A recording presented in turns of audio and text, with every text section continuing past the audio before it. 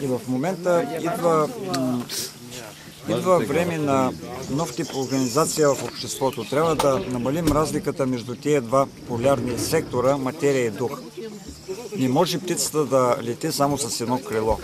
Както духовните хора трябва да се научат да уважават материята, така и хората, които са затънали в материята, трябва да се научат да разбират, че без дух не могат да имат нито бизнес, нито правилни взаимоотношения с околните. И точно бъдещите кооперативи ще дадат възможност със своето дялово кооперативно участие хората да започнат да разбират, че с две крила се лети много по-добре, отколкото само с едно. Не може един човек да бъде бизнесмен 15 години, след това да стане срив в живота му и след това да стане монах. Това е утвърдения модел в обществото.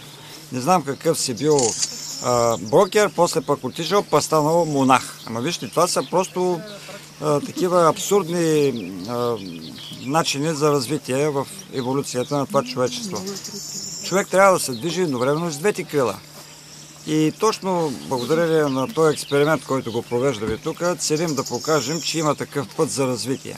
Това е всъщност нашата задача. И ясно и точно трябва да се разбере, че не сме тук за да направим пари. Явно, че сме на загуба, това трябва да се разбере. Но доказвайки, че има такава възможност с този експеримент, ние правим една гигантска стъпка в развитието на обществото. Тъй като решаваме неговия болестотворен проблем. Доказваме на това общество, че то като е болно, има начин да се излекува. И затова такъв експеримент рано или късно трябва да почне да бъде забелязван в обществото, да могат хората да му обърнат внимание и да почнат по някакъв начин да търсят изход, защо са болни, защо постоянно не им вървят нещата. Тук работите вървят прекрасно, с една единствена оговорка, че наистина трябва да се заплащат все пак на тия хора, трябва да се изкарат на същия хляб. В момента ни правят някакви ли не проблеми от страна на контролиращите изкупните цени. Това са няколко, ги наричат босове, които определят по един безумен начин крайната цена, което е невъзможно 1,30 да бъде, при положение, че с 1,30 след това 1 кг розово масло се продава за 8000 евро. Значи в момента ние, ако имаме 2 кг набрано розово масло, моментално банките се надпреварват да ни дават кредит. Но как ще стане тая работа, когато в момента ние виждаме, че това е абсурдно, невъзможно. Не можем никога да съберем тая маса. Просто се извършва една безумна експлоатация в този сектор и това трябва да се приключи най-накрая, тъй като розата е свещено растение. България изцяло е призвана да бъде розова долина и затова да не увяхва нивга българската роза и да се оросява под небесната дъга, трябва да се разбере абсолютно от всички здравомислещи българи. Това ще спаси нацията. Може би, когато човек отиде сред редовете и види как е розата цялата разпъпила се, каква красота, торсионното и поле като се види как действително човек може да лекува болестите си, влизайки в това торсионно поле, тогава хората ще почнат да разбират колко е важно това растение. И всъщност самото бране е едно свещено действие. Колкото и да е невероятно, берача на розата свещено действа. Аз лично казвам, че и едното е вярно, но аз лично, заедно с това свещено действие, което се опитвам да го изуча, се опитвам да изследвам и икономическите процеси. Такава ми е задачата и да докажа в крайна сметка на здравомислещите икономисти в България, че крайно време е да приключат с тая глупост. Не може един министър на земеделието да бъде толкова прост, че да ни даде някаква субсидия тук на този сектор. Значи това е абсолютно безумие, което се върши в момента в българското земеделие. Съсича се цялото българско земеделие и по този начин се удря върху здравето на нацията. Доказвайки фактор свещенодействие и фактор заговор срещу розовото производство, ние също помагаме на българския народ.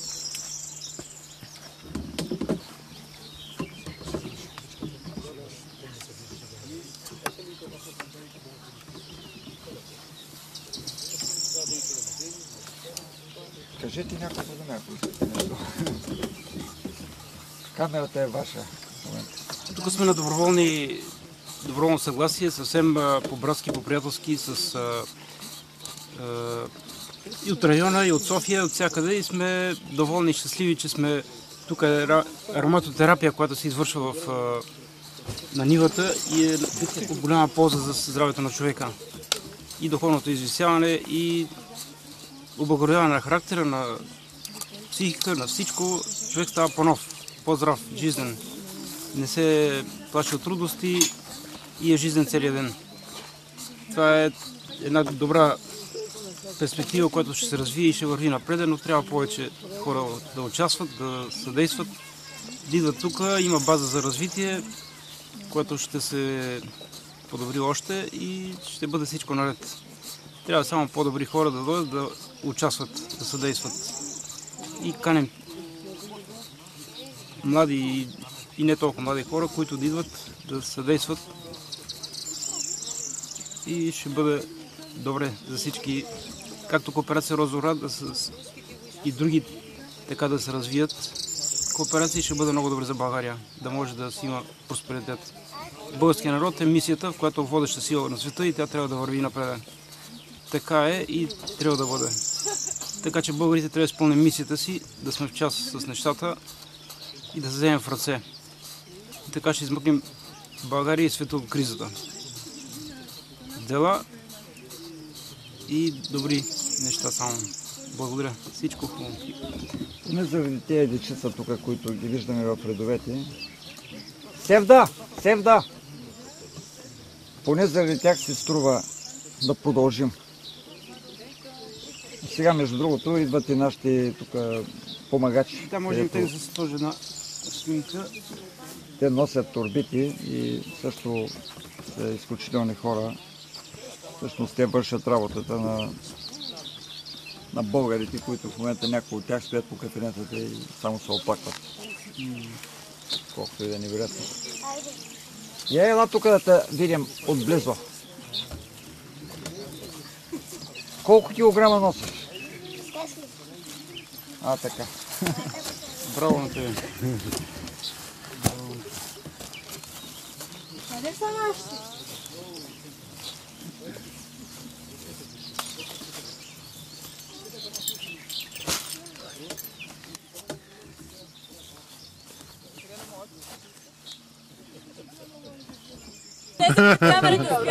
Айде, цикнало и цвет пипер.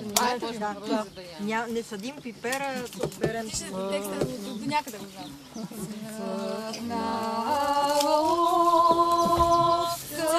Цъфнало, цвете шарено.